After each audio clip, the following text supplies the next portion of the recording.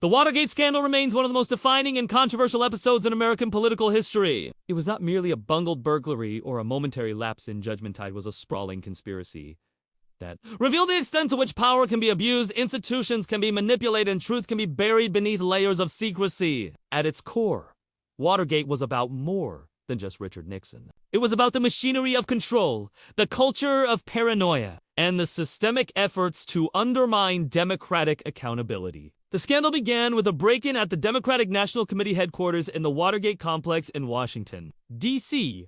on June 17, 1972. 5 men were arrested inside the office, attempting to wiretap phones and steal documents. What initially appeared to be a petty crime quickly unraveled into a much deeper and more sinister operation. The burglars were linked to the committee to re-elect the president, known by its ironic acronym, CREEP. Among them was James McCord, a former CIA operative and security coordinator for CREEP. The presence of intelligence veterans and the connection to Nixon's campaign raised immediate suspicions. As journalists Bob Woodward and Carl Bernstein of the Washington Post began to investigate, they uncovered a trail of money, deception, and obstruction that led directly to the highest levels of government. Their reporting, aided by an anonymous source known as Deep Throat, later revealed to be FBI Deputy Director Mark, Felt exposed a pattern of illegal activities orchestrated by Nixon.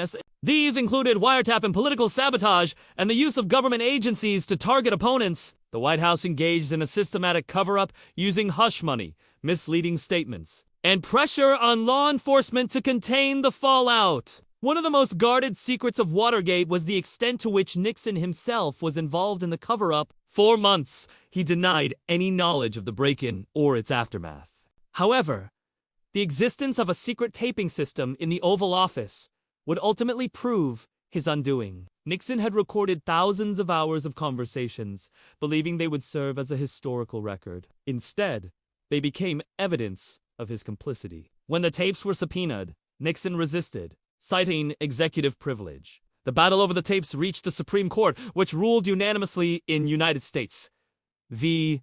Nixon that he must surrender them. The release of the tapes was devastating. One recording, known as the smoking gun, captured Nixon discussing the use of the CIA to obstruct the FBI's investigation just days after the break-in. This revelation shattered his remaining support in Congress and led to the initiation of impeachment proceedings. Facing certain removal, Nixon resigned on August 8, 1974, becoming the first U.S. president to do so. His successor, Gerald Ford, controversially granted him a full pardon, sparking outrage and speculation about backroom deals. Beyond the headline events, Watergate exposed a vast network of clandestine operations. Nixon's administration had created an internal security apparatus known as the Plumbers, tasked with stopping leaks and gathering intelligence on perceived enemies. This group was responsible for the break-in at the office of Daniel Ellsberg's psychiatrist, aiming to discredit the man who had leaked the Pentagon Papers. The Plumbers operated outside legal boundaries,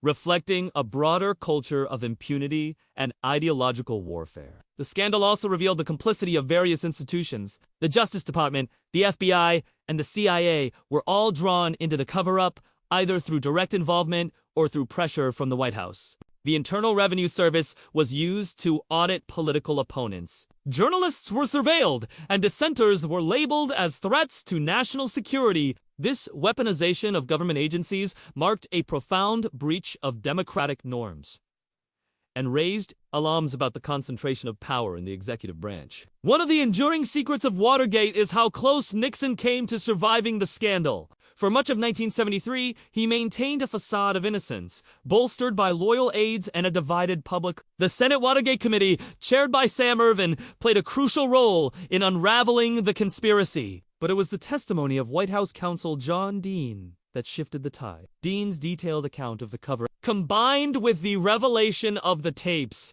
made it impossible to sustain the illusion. Still, Nixon's political instincts and control over the narrative delayed accountability for months. Another lesser-known aspect of Watergate is the role of the grand jury and the legal maneuvering behind the scenes. Special Prosecutor Archibald Cox, appointed to investigate the scandal, was fired in the infamous Saturday Night Massacre after refusing to drop his subpoena for the tapes. His dismissal led to a public outcry and the eventual appointment of Leon Jaworski, who continued the investigation. The grand jury named Nixon as an unindicted co-conspirator, a designation that underscored the gravity of his actions, but also reflected the limits of prosecuting a sitting president. The cultural impact of Watergate was immense. It shattered public trust in government and ushered in a new era of skepticism and investigative journalism. The suffix "gate" became shorthand for scandal, and the idea of presidential infallibility was permanently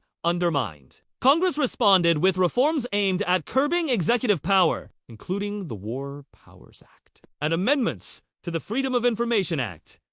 The scandal also led to greater oversight of campaign finance and intelligence operations, yet even decades later, questions linger. Some historians and former officials argue that Watergate was exploited by Nixon's enemies, and that the legal process was tainted by political motives. Others point to the broader context of Cold War paranoia and the pressures of maintaining national security. The recent release of previously classified documents and new such as those presented in the documentary Watergate Secrets and Betrayals, suggest that the full story may be more complex than previously understood too. These revelations challenge the conventional narrative and invite a reassessment of the roles played by prosecutors, judges, and political operatives. They suggest that the scandal may have involved not only abuses by the Nixon administration, but also strategic efforts to remove him from office. Whether these claims hold up to scrutiny remains a matter of debate, but they underscore the importance of transparency and historical inquiry. Ultimately, the secrets of Watergate are not confined to the tapes or the break-in. They lie in the culture of secrecy, the manipulation of institutions, and the willingness to sacrifice democratic principles for political gain. They remind us that the health of a democracy depends not only on laws and procedures, but on the integrity of those who wield power. Watergate was a moment of reckoning, a confrontation between truth and deception, and a testament to the resilience of democratic ideals in the face of corruption. Its lessons remain urgent and relevant, especially in times when the boundaries between governance and self-interest are once again being tested.